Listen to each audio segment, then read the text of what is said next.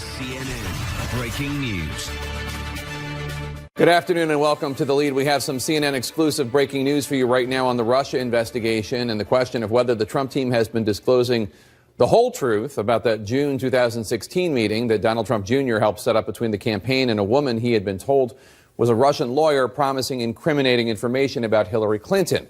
Donald Trump Jr. testified before the House Intelligence Committee all day yesterday, where, among other questions, he was asked more about what was discussed at that meeting, CNN has learned. And as you may recall, Trump Jr. set up the meeting after receiving an email from music publicist Rob Goldstone, who works for a Russian pop star. The June 9th meeting was attended by Trump Jr., Jared Kushner, and campaign chair Paul Manafort in 2016. But after the public learned about this meeting earlier this year, which the Trump team had hidden from the American people for more than a year, Team Trump attempted to downplay it. First, they lied about what the meeting was about. Then they claimed nothing happened at all at the meeting. There wasn't really follow-up because there's nothing there to follow up. But as we were walking out, he said, listen, I'm sorry for that. There wasn't really follow-up. There was nothing there, Donald Trump Jr. said. But CNN has learned there were follow-up communications. CNN is reporting this right now, ones that congressional investigators are exploring to determine whether there was more to that June 9th, 2016 meeting at Trump Tower than has been disclosed. I want to bring in CNN's Jim Sciutto and Manu Raju on the Hill. They're breaking the story right now. Jim, to you first.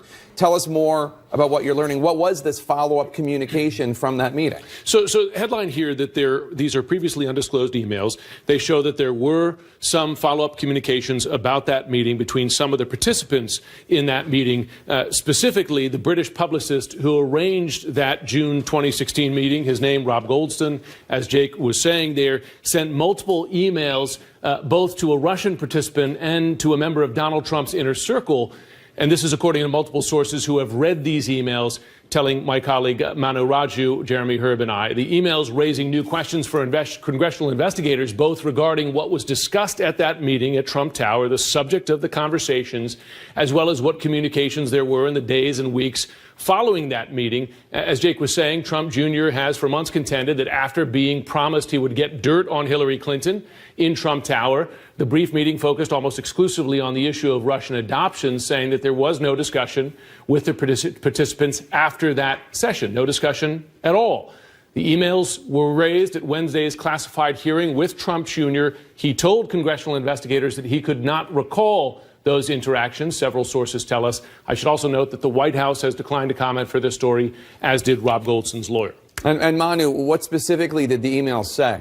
Well, one of these emails, Jake, discusses a topic that we have actually not heard discussed before. The email actually from Goldstone to the senior Trump campaign aide, Dan Scavino, who's actually now one of President Trump's closest aides. And in this email from Goldstone, it encourages Scavino to convince then candidate Trump to create a page on the Russian social media site VK. And now Goldstone says in this email that, quote, Don and Paul were on board with this idea. Now, that's a reference to Donald Trump Jr. and Paul Manafort. Now, what we have now learning from our sources is that this was broached at that June 2016 meeting. At the end of this meeting, Goldstone brought this up to both Paul Manafort and Donald Trump Jr., and that's the first time we're hearing about anything beyond this issue of adoptions being discussed at this meeting. Now, Jake, one source who is familiar with this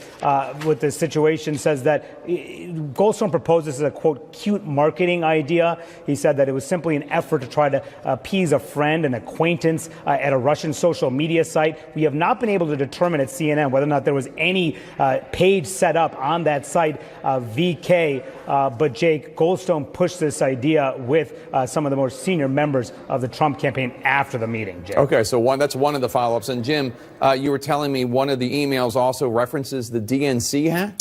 It does. Listen to this. This was an email that was dated June 14th, 2016, just 5 days after that Trump Tower meeting. And in it, Goldstone forwarded a story actually from CNN on Russia's hacking of DNC emails to his client, Russian pop star Emin Agalarov and Ike Kavaladze, who both attended that meeting. They were in that room in June 2016, and he described that news, again, a CNN story of the just revealed news that Russia had hacked the DNC. He described that news to those Russians as, quote, eerily weird, given what they had discussed at Trump Tower 5 days earlier. Now, we reached out. One of the sources familiar with the content of the email downplayed that interaction, saying that news of the DNC hack was surprising because in the run-up to the Trump Tower meeting, the Russian participants had promised information on illicit funding of the DNC from Russia.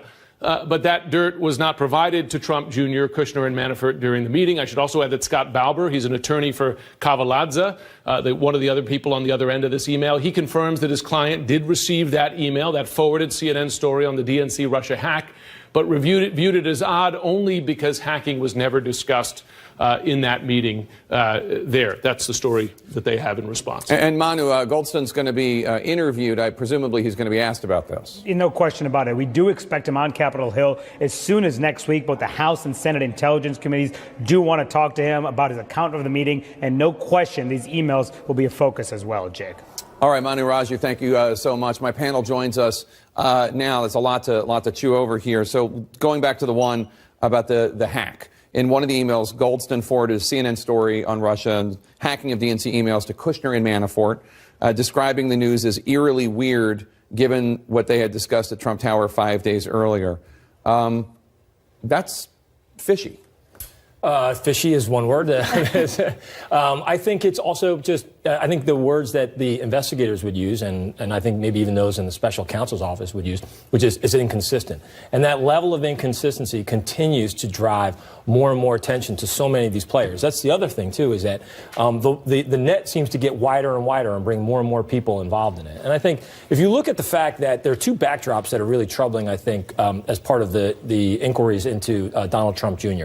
The first is that he already went up and testified, and what you have is another invitation to come back and testify. That means that there's just a high level of unsatisfaction or dissatisfaction with some of the answers that he gave in his previous testimony. The second backdrop is against Michael Flynn as a turned witness. So now what they're doing is measuring what he said against some of what they're hearing from Michael Flynn and trying to find those inconsistencies. And I think that has to be troubling for a lot of those folks in the White House that are involved in pushing back on this. And Jen, as a communications professional, I mean, they have basically violated every rule of Washington disclosure, which is get it all out on your own terms. And don't lie. And don't lie. It started off with, oh no, the conversation. Well, it started off with we'd never met with any Russians. Then it became that we had a meeting, but it was just about Russian adoptions, and little by little. And still, here we are. This story was broken over the summer. Here we are in December, still learning more about this meeting. That's right. And look, from the very beginning, it was never believable that this meeting was about Russian adoptions. That's an irritant for the United States. It's not for the Russians. They were the ones who made that decision. So there were always going to be questions about what exactly happened, just like there are still questions, although we can guess, about the conversations that Flynn had with Kislyak. So one of the communications issues here is obviously that there's still many black holes. Mueller may know a lot more about this. People on the investigative team may know a lot more about this, but the communications team, through perhaps no fault of their own, have completely lost all control. And there may be pieces that are going to sprinkle out every single day for the next several months. That's a terrible spot to be in. And it always gets out. And Congressman, former chairman of the House Intelligence Committee, two sources tell CNN that when Don Jr. posted his full email exchange with Goldstone on Twitter, that was after the New York Times had it and they were about to publish it, showing he was promised the meeting and that it would produce dirt on the Hillary campaign, the son of one of the Russian attendees emailed his dad, emailed one of the attendees, said, and asked why Don Jr. was admitting collusion. Remarkable, and again, another indication that these investigators are going to get everything and we're all going to learn it sooner or later. This whole strategy is an investigator's dream come true. You put out your information, then you go voluntarily testify. Apparently that testimony was inconsistent in both of those. You invoked some form of privilege, but not all. So now you're going to probably get subpoenaed. My guess would be the lawyer would finally wise up and say maybe you should not go and talk to the committee until the investigation is done. And if they do get subpoenaed back, he's going to have to plead the fifth. I mean, I don't know how else you wouldn't in that case, because now you're looking at perjury is where they're going to center around trying to get Donald Jr. in the beginning. It's very clear to me that's what's going on. It's really hard to find that affirmative event That email it would be interesting to those investigators, but not enough to say this is here's the evidence of collusion. They have to find that affirmative action. That's pretty hard to do. That's why none of this as a legal strategy makes sense to me. And obviously, there are a lot of Republicans on the committee who, it's majority Republican, who this is uncomfortable for them. They don't want to be hauling Donald Trump Jr. in front of the committee, or at least not behind closed doors with the committee. And yet, as Chairman Rogers points out, the answers are inconsistent, and they don't. He's not always telling the truth or disclosing everything. Sure, and I think so much of it is self-inflicted by the actual witness in this case, or the person who's testifying. And what happens is the pressure on them to act and the pressure on them to continue to look even deeper gets greater as so many of these, as Chairman Rogers mentioned, these inconsistencies begin to pile up and pile up. It forces their hand and forces more action on their hand at a time where they keep saying that what they want to do is bring this to a close and try and achieve some level of finality of it. It seems like it's going in a direction of anything but that. All right, everyone stick around. We got lots more to talk about, including President Trump now attacking special counsel Robert Mueller, now attacking the FBI. Not long ago, of course, Trump was heaping praise on the Bureau. What changed? That's next. Welcome back. Sticking with the politics lead now. For months, President Trump and his allies on the Hill and in the pro-Trump media have sought to undermine any institution that posed any challenge to him. And we've seen the attacks on legislative oversight, intelligence agencies, the judiciary, journalists. Currently, this phenomenon is playing out with vicious attacks on the integrity of federal law enforcement officials. The president's views on FBI investigations are not difficult to predict when they're of his opponents. He applauds them, as he did in the days right before Election Day 2016. Took guts for Director Comey to make the move that he made in light of the kind of opposition he had, where they're trying to protect her from criminal prosecution. He brought back his reputation. But soon enough, Comey was investigating matters the president did not like, and he was fired. The current FBI investigation and special counsel Robert Mueller are now under vicious, some might even say ludicrous attacks. Witness this from Fox News Channel last night. The Mueller investigation is illegitimate and corrupt. And Mueller has been using the FBI as a political weapon. And the FBI has become America's secret police. It's like the old KGB that comes for you in the dark of the night, banging through your door. Well, today it was House Republicans' turn as they asked pointed questions of FBI Director Christopher Wray about a legitimate issue. Peter Strzok, the top member of Mueller's investigative team, who had been removed from that assignment after text messages by him appeared to show anti-Trump bias. Now, the Mueller team says this was a move proactively taken, putting him in a different division of the FBI as an objective towards an objective conclusion. Wray today also defended his agency against the president's accusation that the FBI is in tatters. CNN Justice correspondent Jessica Schneider was watching Wray's testimony, joins us now. Jessica, it was almost like two different hearings with Democrats and Republicans in two different universes. Right. So you've got the Republicans mirroring the president. They seem to be in attack mode, while Democrats pressed Director Wray to reiterate the independence of the FBI. But despite these competing political narratives, Wray spoke out strongly and pushed back against accusations of bias and botched investigations. The FBI that I see is people, decent people, committed to the highest principles of integrity and professionalism and respect.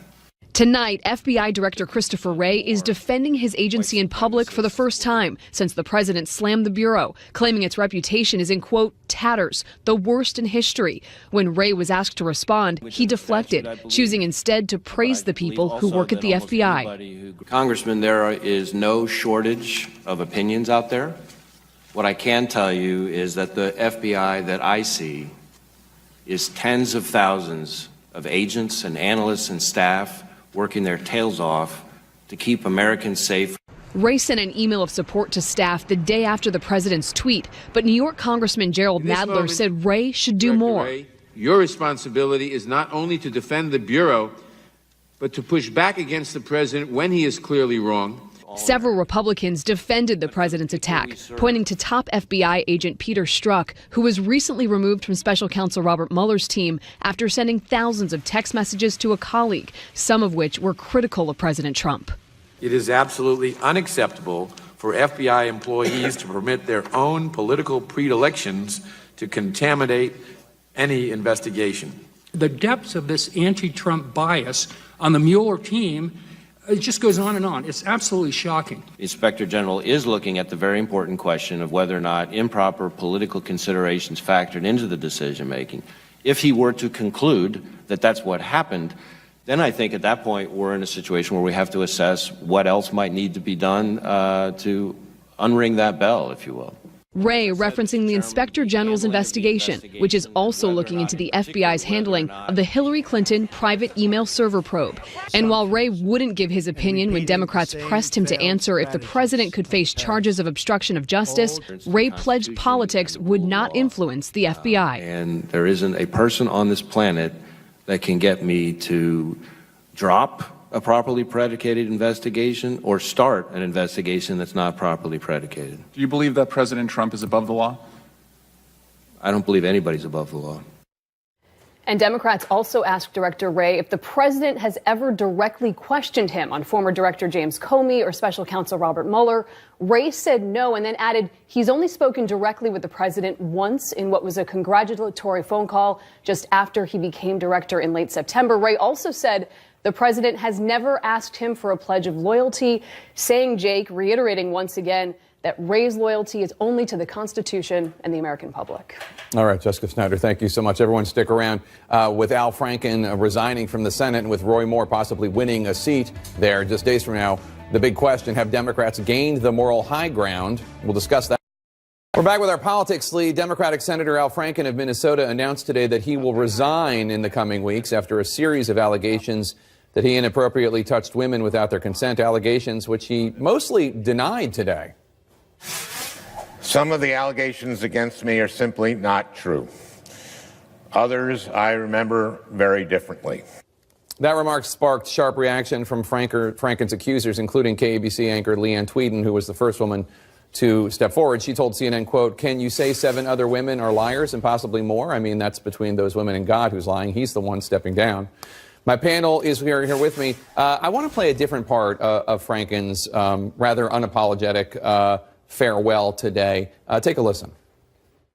I, of all people, am aware that there is some irony in the fact that I am leaving while a man who has bragged on tape about his history of sexual assault sits in the Oval Office, and a man who has repeatedly preyed on young girls campaigns for the Senate with the full support of his party. I mean, that's true. It is. That's accurate. Yeah, I mean, I think we are. I mean, whataboutism in this era of politics right now is not new, and I think it's being tried. I think Senator Franken's trying to apply it to his particular situation, and trying to essentially blunt the force of the blow against him by reminding everybody that there still hasn't been the same level of punishment for the president of the United States that everybody else is starting to see. Or for Roy Moore, Congressman, I mean, I guess what he's trying to say, and Barry Weiss with the New York Times said something about a few weeks ago about a moral flattening, the idea that all of these crimes, and all of them are bad, all of these allegations, and again, they're all horrific, but the idea that they're all equal when you have one allegation that's awful and another one that involves a 14-year-old girl. One allegation that's awful, and another one that involves President Trump allegedly, reaching his hand up a woman's skirt. I mean, there is something there.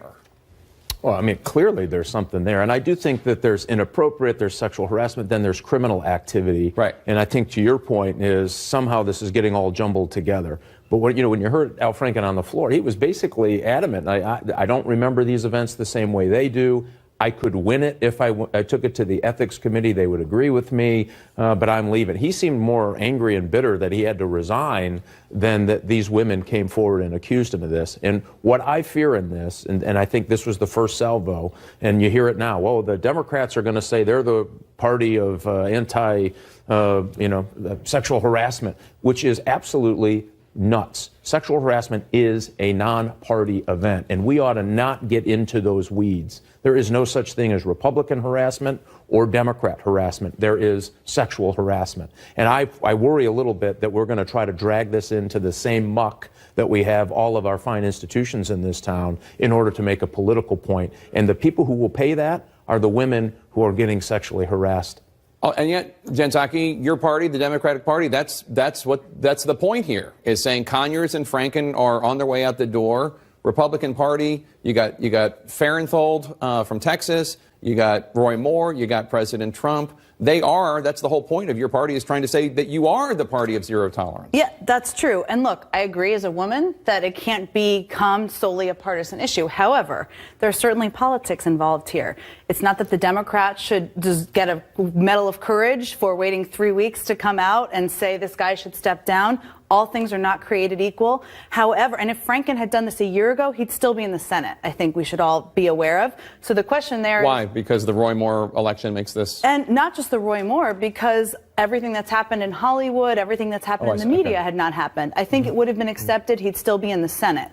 But that's also the time when Donald Trump was having most of his issues surface. So a big question here of, have the politics in the country and the tolerance in the country changed? And if you're a party that's going to stand behind a pedophile and a guy who's defending sexual assault, you have to defend that, or you have to change what your positions are. And that's for that on them to do. Congressman Blake Farenthold, Republican of Texas, used $84,000 of taxpayer money to settle sexual harassment allegations by a former staffer. When he was asked about it, Speaker Ryan did not call for him to step down, did not call for him to leave Congress. I mean, is there going to be increasing pressure on Republicans to take care of their own the way that Democrats took care of Conyers and Franken? There will and there should be. And I think particularly when you're talking about taxpayer dollars, I think maybe some of this debate may seem, elusive to a lot of folks because it doesn't involve them personally and they're sort of watching it almost as a spectator sport.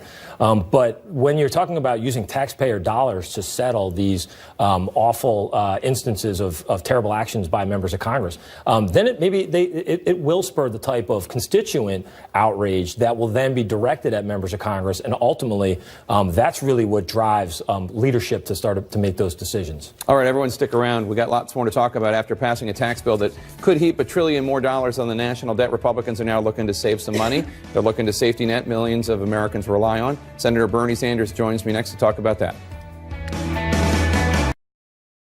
Welcome back to The Lead. Sticking with politics, all but one Senate Republican put aside their concerns about the $1 trillion plus that the tax cut bill will add to the national debt. But not even 1 week later, GOP leaders are beginning to talk again about the need for fiscal responsibility to reduce the debt they just voted to enlarge. With House Speaker Paul Ryan saying that Republicans will attempt to cut spending by reforming Medicare and Medicaid in the new year. Frankly, it's the health care entitlements that are the big drivers of our debt. And then welfare reform, too. We think it's important to get people from welfare to work. We have a welfare system that's basically trapping people in poverty and effectively paying people not to work, and we've got to work on that. Joining me now is 2016 presidential candidate, independent Senator Bernie Sanders from Vermont. Senator, you say this was the Republican plan all along, create more debt by cutting taxes, and then express a desire to tackle that debt with cuts to social welfare programs. I mean, this is just extraordinary. What it amounts to is a massive transfer of wealth for the middle class and working families to the top 1% and large corporations. Look, in the Republican plan, 62% of the tax benefits go to the 1% and large multinational corporations. And then after running up the deficit by $1.4 trillion, Paul Ryan and the others come back there and say, oh my goodness, isn't it terrible how high the deficit and national debt is? We have got to deal with that. And the way we're going to deal with it is by cutting Social Security, Medicare, Medicaid, education, nutrition programs, and basically everything that the middle class and working families desperately need. This is just grossly immoral, and it is something that we have got to defeat. Senator, the congressman and a lot of experts say that a lot of these social welfare programs, Medicare especially, are driving debt. I mean, is he wrong? Then you have to deal with it, and you have to get your priorities right. Is it more important to make sure that elderly people in this country have health care, or whether or not we give massive tax breaks to billionaires by repealing the estate tax? That's the moral issue that we have to deal with. Now, we can deal with Medicare, we can deal with Social Security to make sure that they are strong and viable for future generations. That's not hard to do. We know how to do it. But to exacerbate the problems of the debt by giving tax breaks to large corporations who today are enormously profitable and to wealthy individuals, and then come back and say we're going to cut programs that the elderly and working families desperately need is just an absurd, horrific set of priorities. And Jake, these are priorities that the American people don't agree with. The American people in poll after poll do not believe we should give tax breaks to billionaires. And in poll after poll, whether you're Republican, Democrat, or Independent, they don't believe you should cut Social Security, Medicare, and Medicaid. All of this is being done, by the way, to benefit wealthy Republican campaign contributors like the Koch brothers.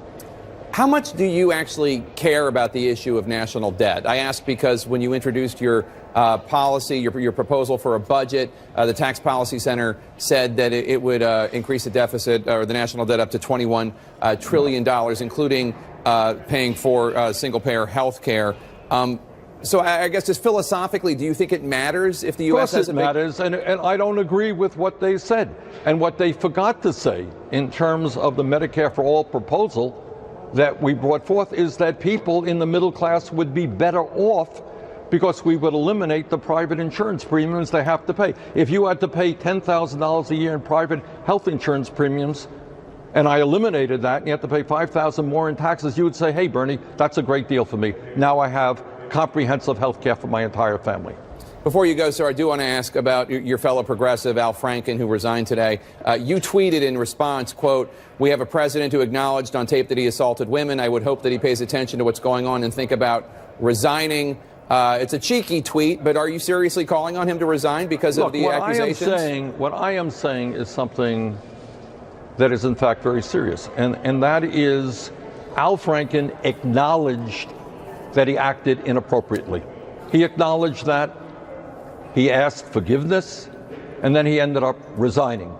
You have a president who on tape, a tape that everybody in America has seen, acknowledged basically that he was assaulting women, and well over a dozen women have made that complaint.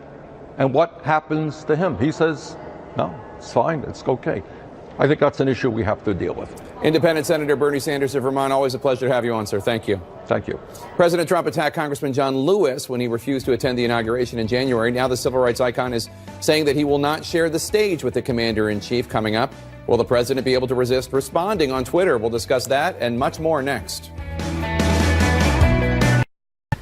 President Trump calls them Chuck and Nancy. They were back at the White House today in an attempt to avoid a government shutdown, which would happen tomorrow at midnight when the lights will go out for non-essential government services unless Congress and the president make a deal. You might recall it was last Tuesday when Democratic Senate Leader Chuck Schumer and House Minority Leader Nancy Pelosi were so insulted by a Trump tweet that attacked them, they didn't show up at the White House for a meeting. Trump showed off their empty place cards. Today, the president met with both of them along with their Republican counterparts. Here's what they had to say. We're all here as a very friendly, well-unified group. I want to bring in CNN's Sarah Murray. Sarah, how'd it go? Are they going to solve this problem? Well, that's a great question, Jake. They certainly started off on better footing today than that botched meeting last week, and the president made a big show of saying everyone is here, everyone is unified, cracking some jokes. They did make it clear they are trying to get together, put their heads together to avert a government shutdown. We will see if they are successful. Sarah, on Saturday, President Trump's going to be at the opening of the Mississippi Civil Rights Museum. We're hearing now that the civil rights icon, Congressman John Lewis, Democrat of Georgia, is not going to attend. Just a reminder for viewers, this is the man who was beaten by police officers for protesting Jim Crow laws in the South. He was one of the 13 original Freedom Riders, and 2 years ago he walked with the Obamas on the 50th anniversary of the Bloody Sunday March.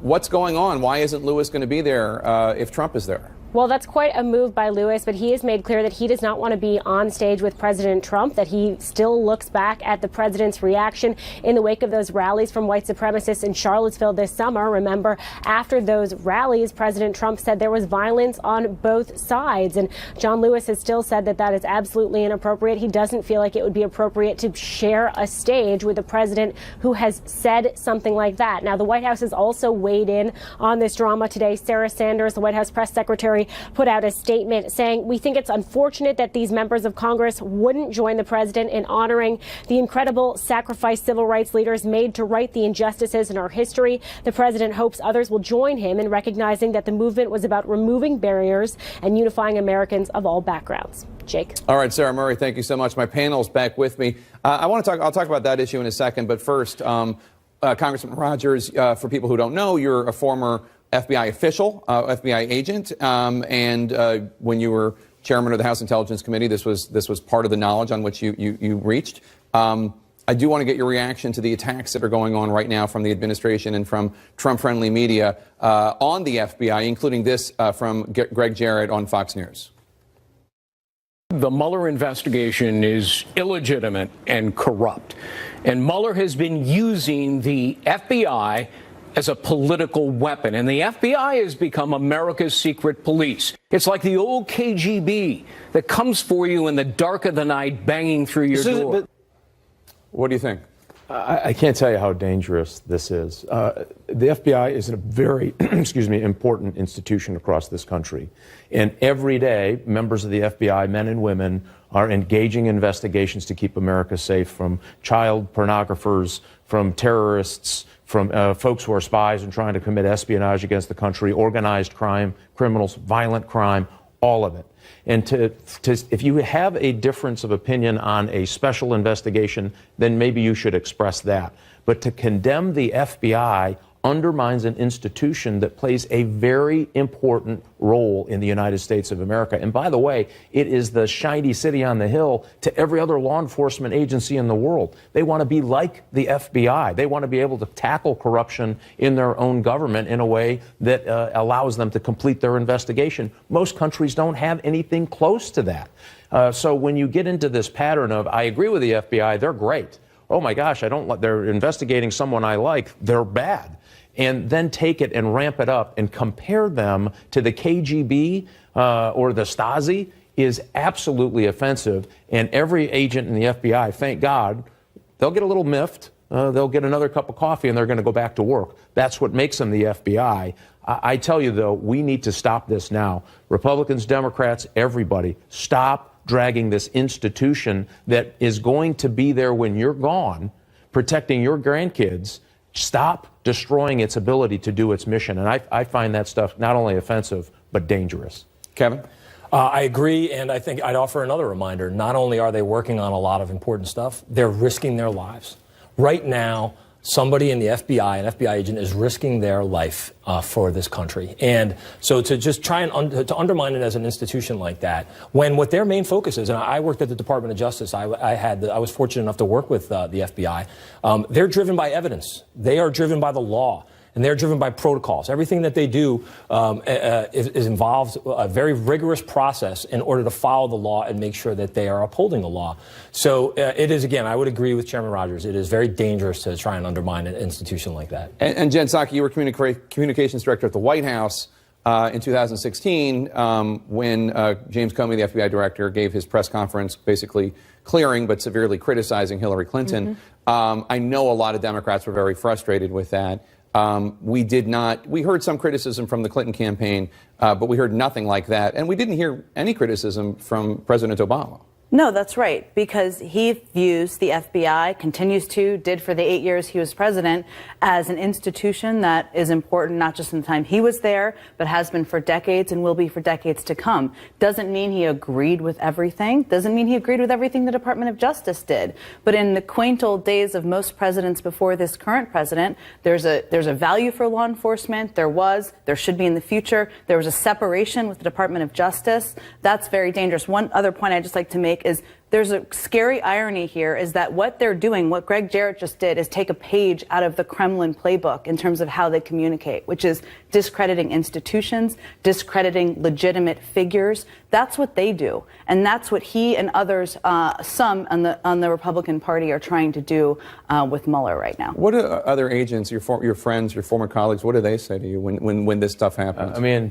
Some of them are apoplectic, that their life's work is being challenged in a way that sets them apart in America, that they somehow are working against the Constitution of which they took an oath to protect.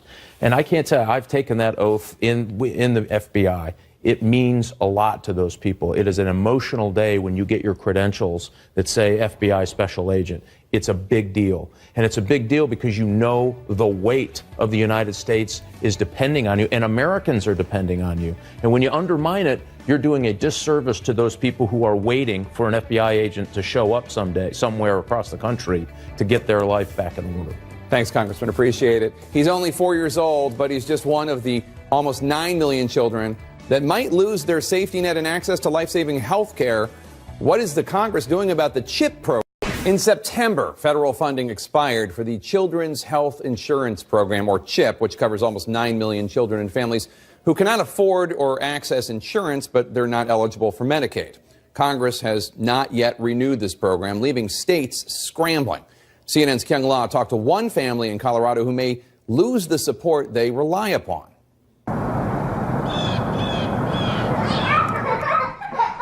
Very little can slow down 4-year-old Ari with his older brothers until it's time to test his glucose. It's a little high For his type 1 diabetes. When we go to the pharmacy and pick up his supplies, this is what we pick up in a month. 1 month. 1 month, yes. This would cost up to $2,000 a month, but Ari and his 2 brothers are covered under the federal government's Children's Health Insurance Program, or CHIP, so his family only pays $30. CHIP covers kids like Ari. His family makes too much for Medicaid, too little to pay for private insurance. A popular, bipartisan plan created in 1997 that's always found funding until this year. Ari's mother got this letter from the state saying Congress failed to extend funding this fall. So her children's health insurance will end unless Congress acts. This 4-year-old, whose diabetes has meant emergency flights and ambulance runs to save his life, now trapped with his family in an unimaginable choice. We pay our mortgage, or we pay for the life-saving supplies that my son has to have. We have to choose this first, or Ari would die without insulin. It's your child's life that we're talking about here. Yes. Yes, it is. It's not just Colorado's 90,000 children who lose their coverage once federal funding dries up. Every month, state by state, the money will run out. By July 2018, approximately 9 million children of working families nationwide could see their medical coverage disappear. How can that be the case? How can we let ourselves get in this situation? States are left scrambling. Colorado's governor says his state may be forced to prioritize which CHIP children to help. Here's a mind-boggling thing he says. Congressional Republicans and Democrats support CHIP, but can't agree over how to pay for it, battling over tax reform, budget, and Obamacare reform. They'll figure it out, pledged Senate Finance Committee Chairman Orrin Hatch. We're going to do CHIP. There's no question about it in my mind. They're going to debate it back and forth, and they're going to try and get some political benefit. Sometimes there's just got to be doing good, doing the right thing, and not worrying about what can I get in exchange, right? These are kids. How are you feeling today? Pediatrician Christopher Stilla is optimistic Congress will figure out how to cover his CHIP patients like 5-year-old Lanaya Madison. But he's only cautiously optimistic. I'm just really afraid that other things will get in the way that are completely unrelated to health coverage for kids. Politics as of late has been extraordinarily unpredictable. Is that what you're talking about? That's exactly what I'm talking about. I just wish they could spend a day in our life so that they could understand why this is so important to us. It's not a choice for us, and that we need this. Kyung La, CNN, Loveland, Colorado. Thanks to Kyung La. That's it for the lead. I'm Jake Tapper. Turning you over to Wolf Blitzer in the Situation Room. Thanks.